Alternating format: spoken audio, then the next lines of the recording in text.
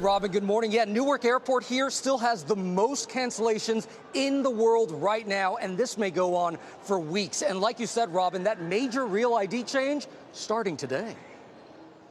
This morning, hundreds of flights canceled as the travel nightmare, which began at Newark Airport, ripples across the country.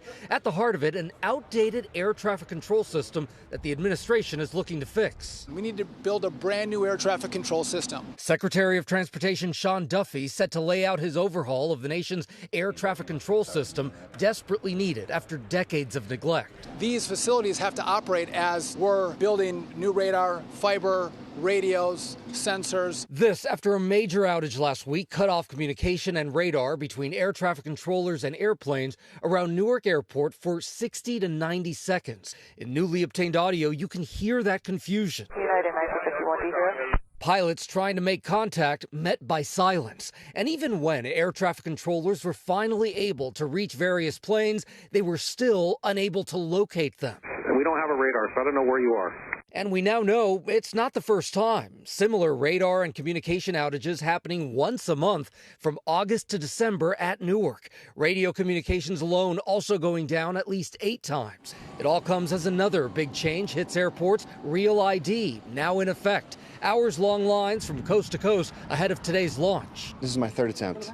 Twice I was turned away after a 3-hour wait. Our Alex Perez outside Chicago's Real ID Supercenter on Tuesday. For weeks now, this is what the line here has looked like, blocks long, as some getting in line at 4 a.m., hours before the facility even opens. Travelers were told that starting today, a Real ID compliant driver's license or a sufficient alternative like a passport is needed to fly domestically. But Tuesday, Homeland Security Chief Kristi Noem clarifying, saying if you don't have a Real ID yet, you can still fly for now. If it's not compliant, they may be diverted to a different line, have an extra step, but people will be allowed to fly.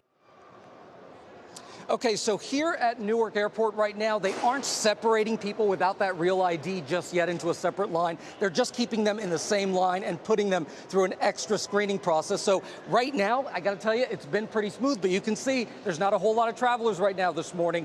Later on in the day, as those travelers start to pick up at airports across the country, that's when we may see issues. So just give yourself some time. Another tip here, just travel with your passport, no matter where you're going. If you're traveling domestically or internationally, just bring this with you. This is going to save you some time if you don't have that Real ID. And also, if you have that AAA membership, try to use that because you can actually call their offices, schedule an appointment, and in some states, you can actually get your Real ID right there at the AAA office. So just bring that passport, guys. Wow, good advice there. Yeah. Great advice, Gio. Thank you, Gio.